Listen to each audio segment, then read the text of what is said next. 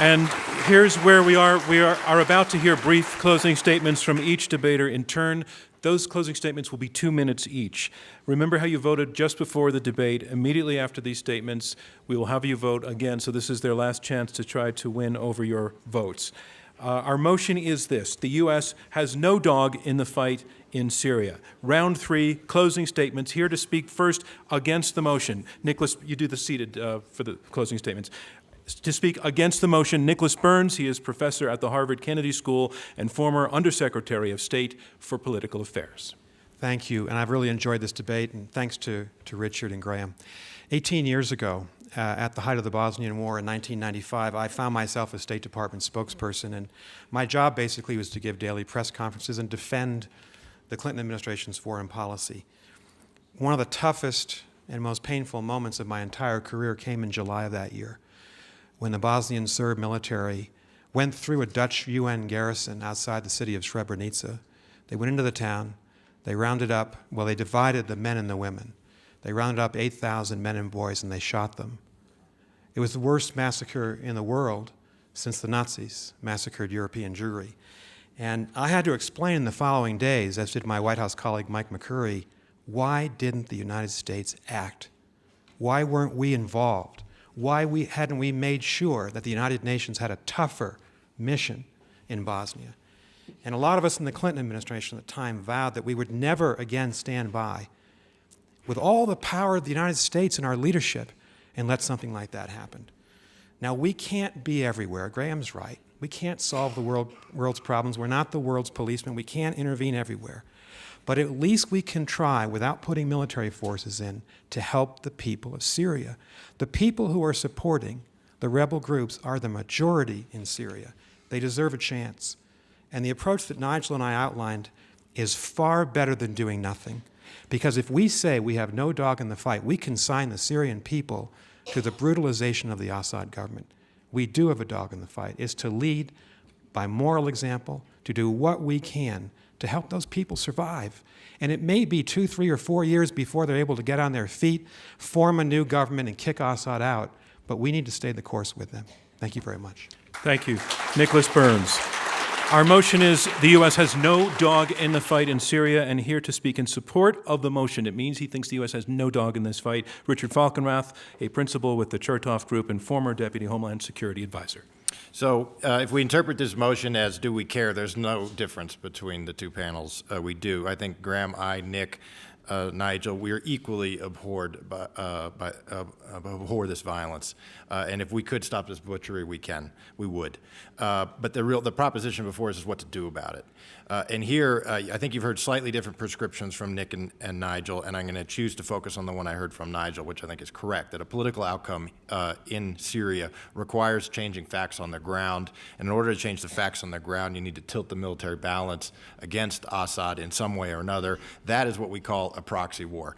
I have no objection on a principled basis to proxy warfare, but I do on a pragmatic basis, which is if we are going to get into them, we should have a reasonable belief that we can succeed. And that, unfortunately, is not the case here. And it's not the case for several different reasons, one of which is our proxy is not very reliable and, in fact, not very powerful, this moderate opposition. Another is the opponent is deeply entrenched, and their own sponsors, Hezbollah, Iran, Russia, are completely uninhibited by the restraints that we have.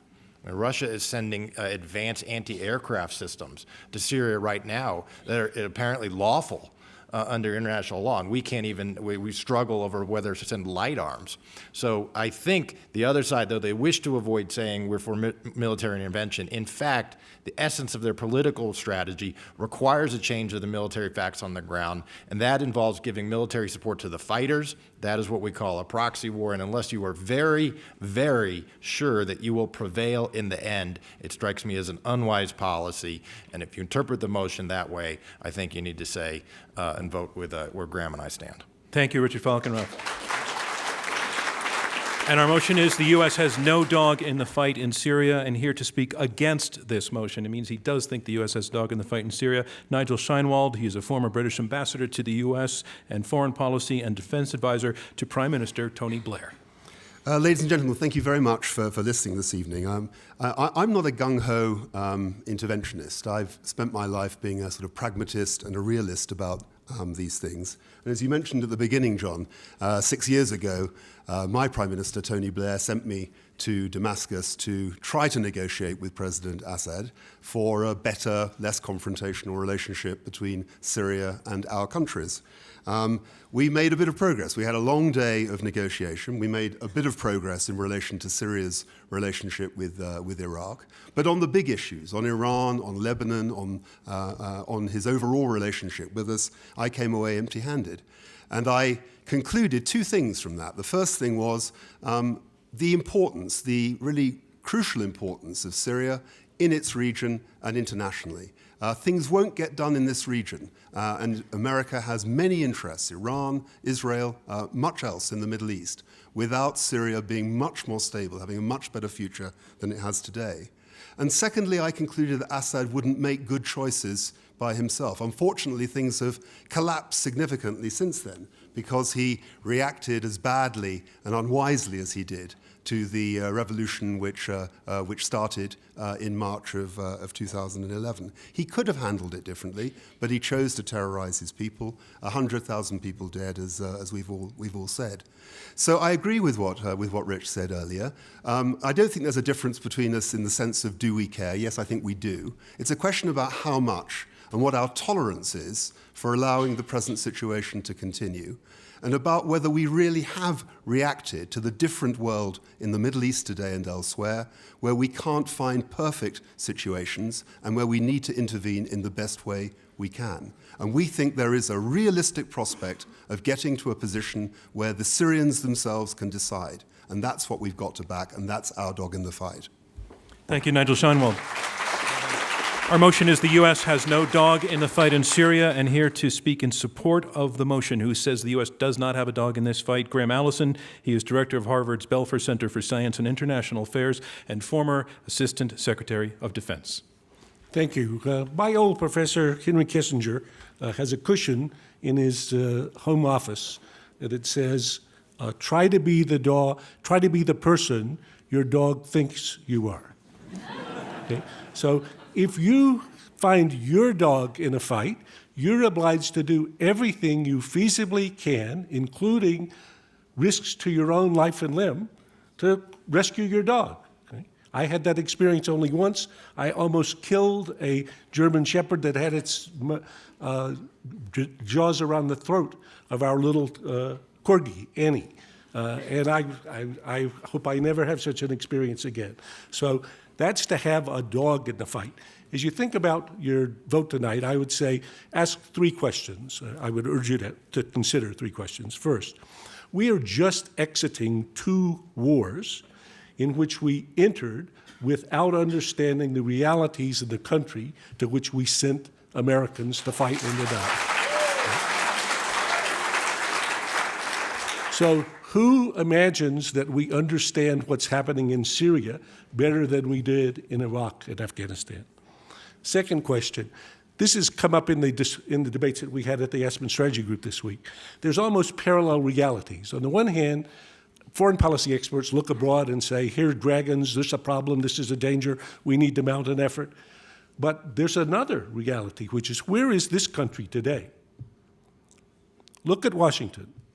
Not just broke, but broken, stalemated, unable to even have a budget, and maybe on a drift to a close down of the government. Is this a government that's ready to engage in yet another military operation? Finally, I would say, for those of you that have children or grandchildren, if you imagine that by voting that we have a dog in the fight, you were at risk of sending your daughter or son to Syria, how would you vote?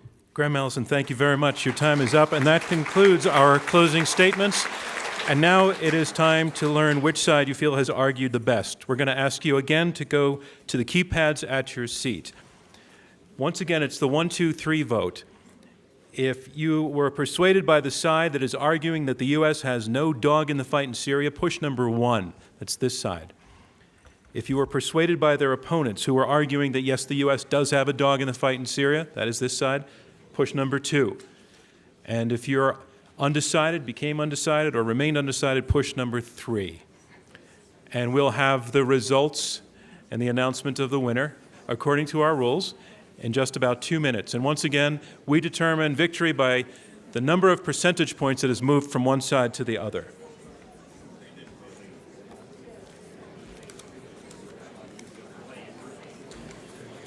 Okay.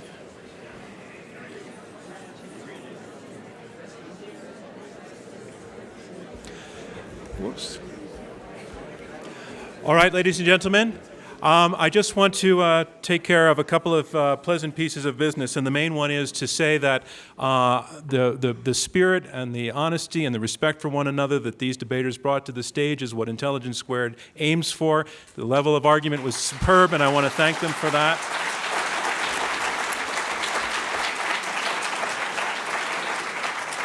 I also want to say that very often the questions are a problematic area in these debates. They were superb tonight. Every single question was on point, or if it wasn't, it was quickly refashioned, and it really moved this debate in a better direction. So I want to thank everybody who had the nerve to get up and ask a question.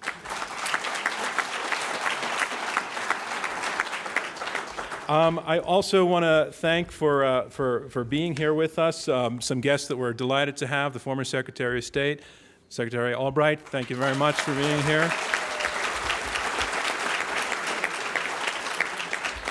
Also, I think I saw Brent Scowcroft and, yes, General Carter also, and John Podesta was also here. And what I respect about this is that all of you, sorry? Joe Nye. We can go on and on. This is a very illustrious crowd.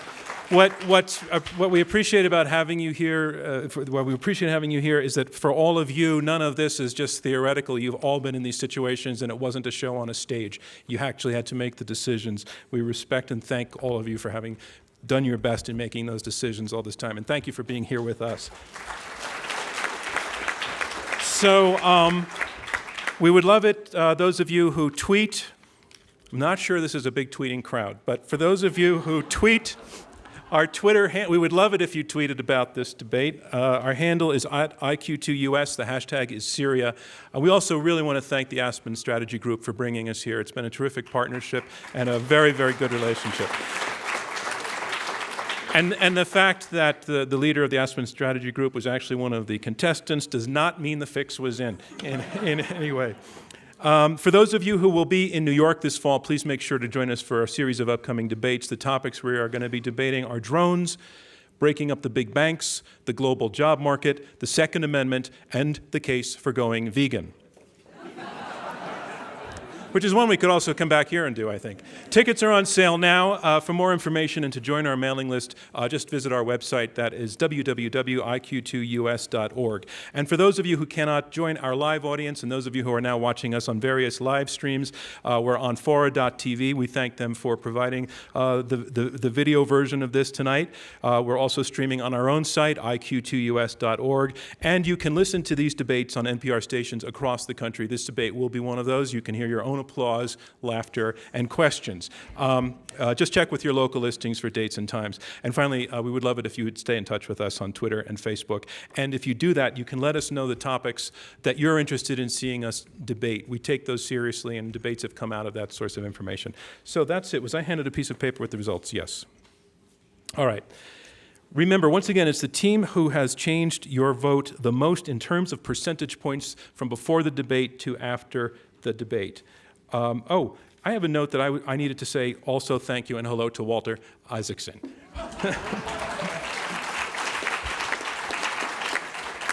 Hello, Walter Isaacson. We chatted beforehand.